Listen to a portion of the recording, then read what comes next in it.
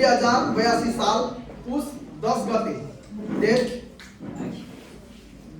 25 December 2025 को बडादिन तथा क्रिसमसको शुभकामना सबै मण्डली परिवारहरूलाई जय मसीह। हामी सिधै वचनमा जानेछौँ। आज धेरै समय भयो। हाम्रो परिच्छेद छ लुका रचित सुसमाचार 2 अध्यायको 1 देखि 20 सम्म। अघि नै हामीले 7 सम्म पढिसकेका छौँ। 8 बाट पढ्दै जानेछौँ। बाइबल पढ्ने कृपया यतापट्टि आइदिनु होला, अलिकति यतापट्टि यहाँनिर आइदिनु होला। हामी बाइबल पढ्नेछौँ।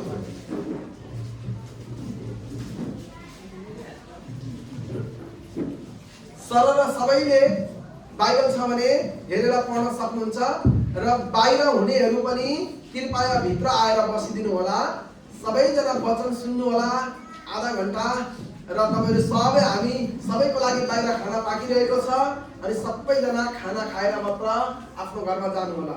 कृपया बाइबल पढिदिनुहोस्।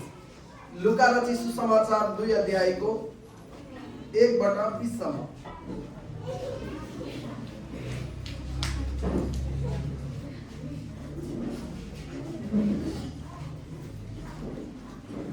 हुन्छ, हामी त्यो लामो छ पढ्ने छैनौं। परिचय। क्रिसमस भनेको के हो? कसलाई थाहा छ क्रिसमस भनेको के हो? क्रिसमस भनेको के हो? खै कोही पनि बोल्नु भएन त। क्रिसमस भनेको क्रिश्चियनहरूको एक महान र पवित्र पर्व हो जसमा येशू ख्रीष्टको जन्मको सम्झना र उत्सव मनाइन्छ। हरेक वर्ष डिसेम्बर 25 तारिखका दिन विश्वभरका क्रिश्चियनहरूले यो पर्व श्रद्धा, आनन्द र धन्यवादका साथ मनाउँछन्। क्रिसमसको मूल अर्थ, क्रिसमस भनेको चाहिँ के हो बुझ्नुहोस् है। ख्रीष्ट अनि मास को अर्थ हो ख्रीष्टको आराधना अथवा सेवा गर्नु। यसै कारणले हामी क्रिसमस मनाउँदै गर्दा ख्रीष्टको आराधना यसरी संगति राख्ने गरिन्छ। यस दिन परमेश्वरले आफ्नो एकलौटे पुत्र येशू ख्रीष्टलाई संसारमा पठाउनु भएर मानव जातिलाई पापबाट उद्धार गर्ने योजना पूरा गर्न थालनी गर्नु भएको दिन हो। क्रिसमस चाहिँ हामी पापी मानिसहरूको लागि उद्धार गर्नलाई प्रभु येशू ख्रीष्ट यस धरतीमा जन्म लिनु भएको दिन, जसलाई हामी क्रिसमस भनेर मनाउने गर्छौं अनि ख्रीष्टलाई हामी आराधना गर्छौं। अरू व्यक्तिहरूको चाहिँ जन्मदिन मनाइन्छ तर हामी चाहिँ क्रिसमस चाहिँ हामी आराधना गरेर मनाउने गर्छौं। क्रिसमस हेर्नुहोस्, विश्वभरिका मानिसहरूले कति धेरै मान्छेहरू मिलेर क्रिसमस मनाइरहेका छन्। यो चाहिँ आराधना हो, ख्रीष्टलाई आराधना। र हामी सबैजना पनि किन आएका छौँ आज? आराधना गर्नको लागि। किन आएका छौँ भने? धन्यवाद। विषय लुका 2 को 11। आज कहिले अरे? आज दाउदको सहरमा तिनीहरूका निम्ति एकजना मुक्तिदाताको जन्म भएको छ जो ख्रीष्ट प्रभु हुनुहुन्छ। सबैले भन्नुहोस् त को हुनुहुन्छ अरे? सबैको लागि ख्रीष्ट प्रभु चाहिँ जन्मिनु भएको। खाली एउटा मान्छेको लागि मात्र होइन, क्रिश्चियन धर्मको लागि जन्मिनु भएको होइन। उहाँ चाहिँ सारा संसारका मानिसहरूको लागि जन्मिनु भएको। आमेन। क्रिसमस वचन आज जन्मिनु भएको मुक्तिदाता चाहिँ को हुनुहुन्छ अरे? आज जन्मिनु भएको मुक्तिदाता चाहिँ ख्रीष्ट प्रभु हुनुहुन्छ। मुख्य पद हामीले हेरिसक्यौं। आज परमेश्वरको समय येशू ख्रीष्ट कहिले जन्मिनु भयो? आज परमेश्वरको समयमा उहाँ जन्मिनु भयो। लुका 2 को 11 मा पहिलो शब्दमा नै भनिएको छ आज। कहिले अरे? सबैले भन्नुस् त। आज हो परमेश्वरको काम सधैँ सही समयमा हुन्छ। परमेश्वरको काम जहिले पनि कहिले हुन्छ अरे? सही समयमा हुन्छ। हामी सोच्छौँ परमेश्वरले ढिलो गर्दै हुनुहुन्छ, होइन प्रिय मित्र, तपाईँ र मेरो जीवनमा परमेश्वरले सही समयमा काम गर्नुहुन्छ। आमेन। अघि बढौँ। यो सही समयको बारेमा म तपाईलाई एक दिन भन्ने छु। मैले क्रिसमसको दिनमा आज तपाईलाई त्यो सही समयको बारेमा हाम्रो परिवारमा एउटा मेरिकल भएको छ, त्यो मेरिकल चाहिँ आज भन्दिनँ। तपाईहरूलाई एक दिन म सम्झेर फेरि क्रिसमसमा मैले एउटा मेरिकल भन्छु भनेको थिएँ भन्ने कुरा चाहिँ तपाईहरूलाई सुनाउने छु है। हुन्छ? यस्या 9:6 पढिदिनुहोस्। किनभने हाम्रा निम्ति एकजना बालकको जन्म भएको छ, हाम्रा निम्ति एकजना छोरो दिएको छ, शासन उहाँको काँधमा हुनेछ। उहाँ अचम्मका सल्लाहकार, शक्तिशाली परमेश्वर, अनन्तका पिता, शान्तिका राजकुमार कहलाइनुहुनेछ। यो हामीले भविष्यवाणीको पुस्तकबाट हामीले यी सबै अध्ययन गरिसकेका छौँ। पुरा भएको वचन हामी पढ्नेछौँ गलाती 4:4 देखि 5 सम्म। तर समयको पूर्णतामा परमेश्वरले आफ्ना पुत्रलाई पठाउनु भयो।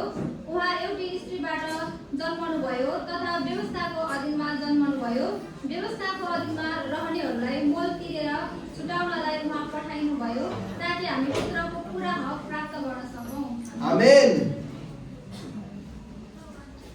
सन्देश परमेश्वरले मुक्तिदाता पठाउनु भएको दिन कुनै सामान्य दिन थिएन। प्रभु येशू ख्रीष्ट जन्मिनु भएको दिन चाहिँ कुनै सामान्य साधारण दिन थिएन। त्यो दिन महान इतिहासकै मोड बिन्दु थियो। येशू ख्रीष्ट जन्मिँदाखेरि त्यो दिन चाहिँ ऐतिहासिक दिन थियो। संसार नै पल्टिएको दिन, उल्टो गइरहेको संसार सुल्टो फर्किएको दिन थियो। उदाहरण, हामी परीक्षा वा समस्या हुँदा भन्छौँ अहिले नै सावधान चाहियो। हामीलाई समस्या हुन्छ अहिले नै हामीलाई सावधान चाहियो भनेर हामी सोच्छौँ, तर त्यस्तो हुन सक्दैन। तर परमेश्वर भन्नुहुन्छ आज मेरो समय हो। आमेन। हाम्रो लागि चाहिँ त्यो समय आजै हुँदैन, तर परमेश्वरको निम्ति चाहिँ आज नै हो। क्रिसमसले हामीलाई सिकाउँछ परमेश्वर ढिलो गर्नुहुन्न, उहाँ सही समयमा काम गर्नुहुन्छ। परमेश्वर के गर्नुहुन्न अरे? ढिलो गर्नुहुन्न। हामी जस्तो लेजी हुनुहुन्न। उहाँ ठिक समयमा नै उहाँले काम गर्नुहुन्छ। तपाईँले त्यहाँ घडी देखिराख्नु भएको छ, एकदमै समयमा है। दाउदको सहरमा प्रतिज्ञा पुरा भयो। दाउदको सहर भन्ने ठाउँ चाहिँ बेथलेहेम थियो।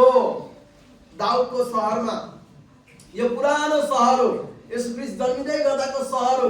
यतिखेर यस्तो छैन, राम्रो छ, सुन्दर छ, तर त्यतिखेर यस्ता खालका घरहरू थिए प्रभु येशू ख्रीष्ट जन्मिँदै गर्दा बेथलेहेममा। दाउदको सहरमा पुरा भएको मिका 5:2 भविष्यवाणी भएको कुरा हामी पहिला पढ्नेछौँ। तर हे बेथलेहेम एफ्राता, त यहुदाका कुलहरूमध्ये सानो भए तापनि तँबाट मेरो निम्ति एकजना निस्किनु हुनेछ जो इजरायलका शासक हुनुहुनेछ, जसको सुरु पुरानो समयदेखि अर्थात् प्राचीन कालदेखि नै छ। धन्यवाद। मत्ती 2:1 आएर पुरा भएको। हेरोद राजाको समयमा यहुदियाको बेथलेहेममा जब यसको जन्म भयो, पूर्वका ज्योतिषीहरू यरुसलेममा आइपुगेर तिनीहरूले भने येशू ख्रीष्ट कहाँ जन्मिनु भएको छ खोज्न आए र येशू ख्रीष्ट बेथलेहेममा जन्मिनु भएको थियो। सन्देश परमेश्वरले 100औं वर्ष अगाडि गरेको भविष्यवाणी क्रिसमसमा पुरा भयो।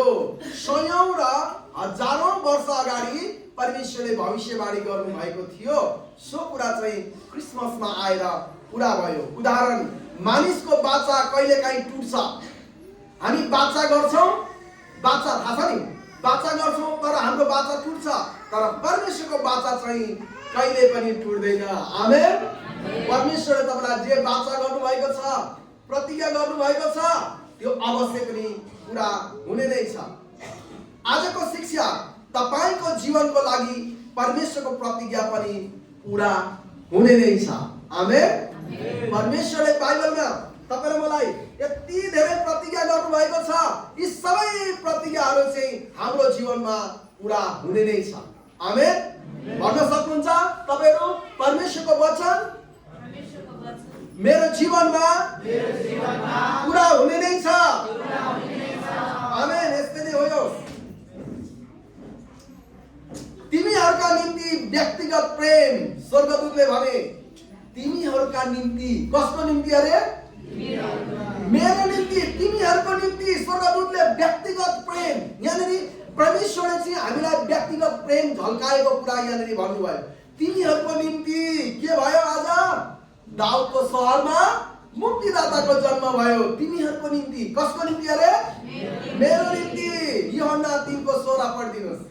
किनभने परमेश्वरले संसारलाई यस्तो प्रेम गर्नुभयो कि उहाँले आफ्ना एकमात्र पुत्र दिनुभयो ताकि उहाँमाथि विश्वास गर्ने कोही पनि नाश नहोस् तर त्यसले अनन्त जीवन पाओस्। आमेन। परमेश्वरले हामीलाई व्यक्तिगत प्रेम गर्नुभयो। हामी पापी छँदै परमेश्वरले यस धरतीमा व्यक्तिगत प्रेम उहाँले के गर्नुभयो? देखाउनु भयो। रोमी 5:8 तर परमेश्वरले हाम्रा निम्ति उहाँको प्रेम यसैमा देखाउनुहुन्छ कि हामी पापी छँदै ख्रीष्ट हाम्रा निम्ति मर्नु भयो। आमेन। ख्रीष्ट जन्मिनु भएको यसै होइन, तपाईँ र मेरो पापको लागि उहाँ मर्नको लागि चाहिँ यस धरतीमा आउनु भएको। यो चाहिँ व्यक्तिगत प्रेम हो।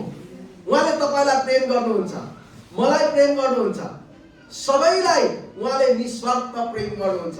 उहाँमा अलिकति पनि पर्सनालिटी छैन। आमेन। सन्देश यसो संसारको लागि मात्र होइन, मेरो र तपाईको लागि पनि जन्मिनु भएको हो। कसको लागि अरे? येशू ख्रीष्ट कसको लागि जन्मिनु भएको? मेरो लागि। येशू ख्रीष्ट चाहिँ मेरो लागि जन्मिनु भएको। उदाहरण, डाक्टरले सबै बिमारी ठीक छ, ठीक भए भन्ने भन्दा डाक्टरले कोही बिमारी छ अनि ए बिमारी ठीक भयो भन्नु भन्दा के भन्नु सुहाउँछ? तिमी ठीक भयौ भनेको कति फरक हुन्छ। कसैले हामी त ठीक भइस् भन्नु भन्दा हजुर ठीक हुनु भयो भन्दा कति फरक पर्छ। त्यस्तै क्रिसमस व्यक्तिगत सन्देश हो। येशू तपाईको लागि जन्मिनु भएको। कसको लागि जन्मिनु भएको? मेरो लागि। मुक्तिदाता समस्याको होइन, पापको समाधान गर्न आउनु भएको हो। येशू ख्रीष्ट चाहिँ हाम्रा समस्याहरू मात्र समाधान गर्न आउनु भएको होइन, उहाँ समस्याको लागि होइन तर पापको समाधान गर्नको निम्ति आउनु भएको। संसारका मानिसहरू पापी थियौं, हामी सबैजना परमेश्वरबाट टाढा थियौं। यसैको लागि प्रभु येशू ख्रीष्ट यस धरतीमा जन्मिनु भयो। मानिसहरू राजनीतिक मुक्तिदाता खोजिरहेका थिए। मानिसहरू चाहिँ त्यो समयमा यरुशलेममा राजनीतिक मुक्तिदाता खोजिरहेका थिए, तर परमेश्वरले पापबाट मुक्त गर्ने मुक्तिदाता पठाउनु भयो। पापबाट मुक्त गर्ने। मत्ती 1:21 तिमीले एउटा पुत्र जन्माउने छिन् र तिमीले उहाँको नाउँ येशू राख्नेछौ किनभने उहाँले आफ्ना मानिसहरूलाई तिनीहरूका पापबाट बचाउनु हुनेछ। येशू ख्रीष्ट यस धरतीमा जन्मिनु भएको चाहिँ आफ्ना मानिसहरूलाई पापबाट बचाउनको निम्ति। यूहन्ना 1:29 पढिदिनुहोस्।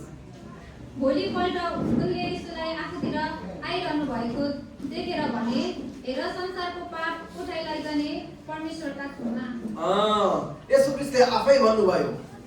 येशू ख्रीष्टलाई यूहन्नाले भन्नुभयो कि संसारको पाप उठाइ लैजाने थुमा। पहिलो तिमोथी 1:15 यो वचन हर प्रकारले ग्रहणयोग्य छ कि पापीहरूलाई उद्धार गर्न येशू ख्रीष्ट संसारमा आउनुभयो र पापीहरूमा म सबैभन्दा मुख्य हुँ। धन्यवाद।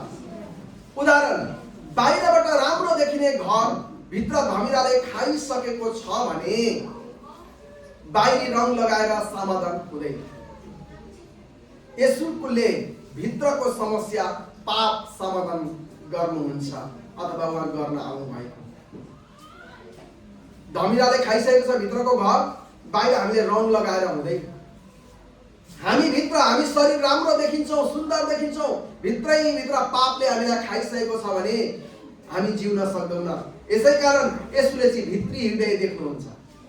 आज यस मण्डली भित्र तपाईहरु कस्तो हृदय लिएर आउनु भएको छ परमेश्वरलाई थाहा छ। उहाँले तपाईलाई प्रष्टै चिन्नुहुन्छ।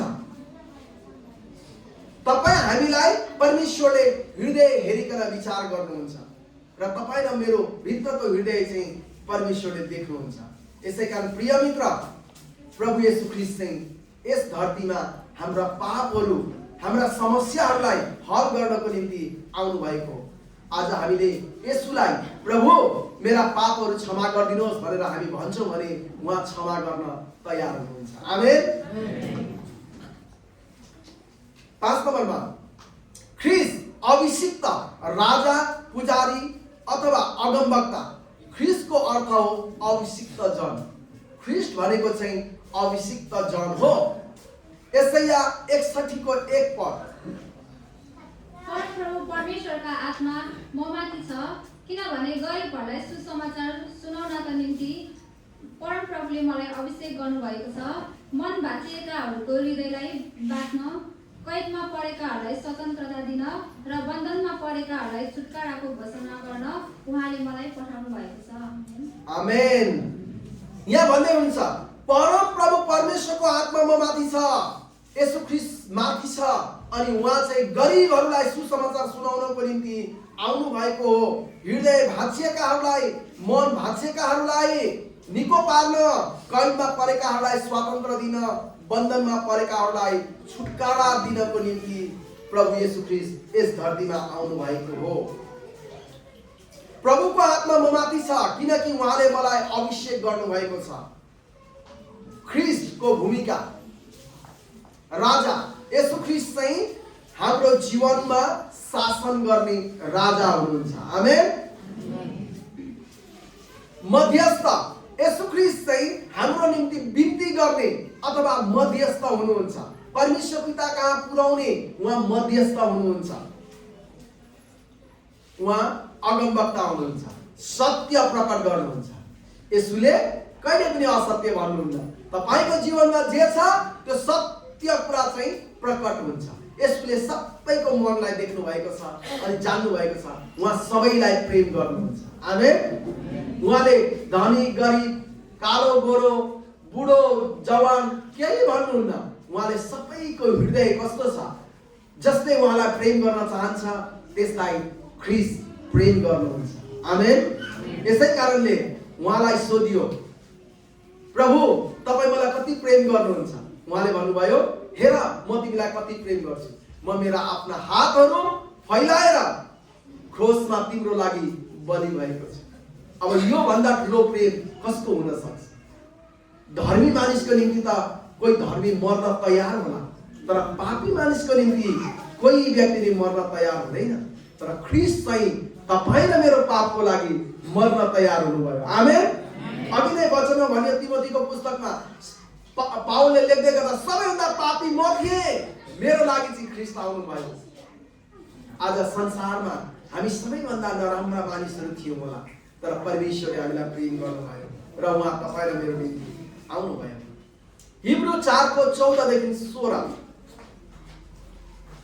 आकाश छिचोलेर जानुभएका परमेश्वरका पुत्र येशू हाम्रो महान प्रधान पुजारी हुनुभएको हुनाले हामीले पक्कासँग स्वीकार गरेको यो विश्वास हामी राखौँ, किनकि हाम्रा प्रधान पुजारी हाम्रो दुर्बलतामा हामीसँग सहानुभूति देखाउन नसक्ने हुनुहुन्न, तर हामी जस्तै उहाँ सबै कुरामा परीक्षित हुनुभयो र पनि पाप रहित हुनुहुन्थ्यो।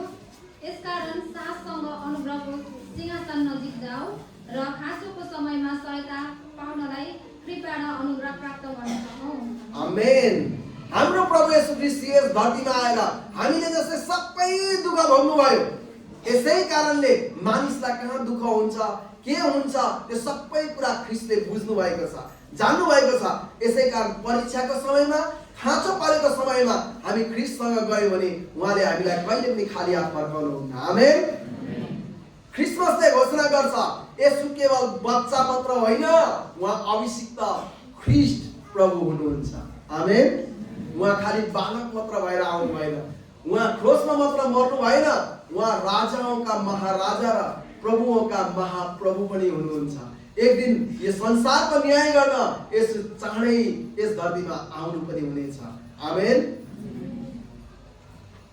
प्रभु जीवनको स्वामी येशू प्रभुलाई भनिएको छ, जीवनको स्वामी।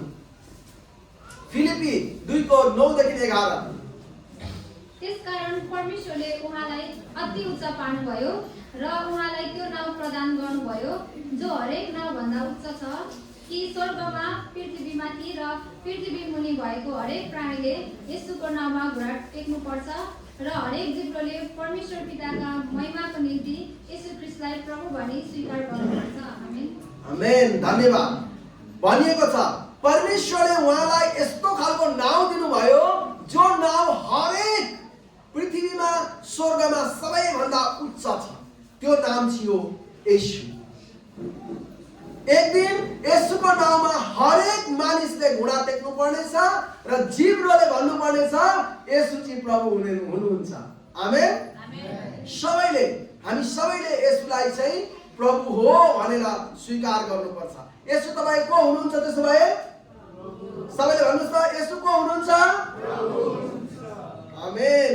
तपाईले मेरो लागि प्रभु हुनुहुन्छ। रोमी 10:9-11।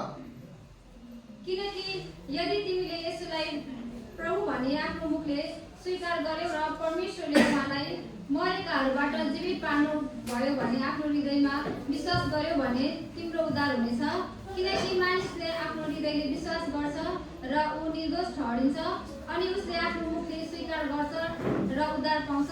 धर्मशास्त्र भन्छ, उहाँमाथि भरोसा राख्ने कोही नाशमा पर्ने छैन। आमेन। आमेन।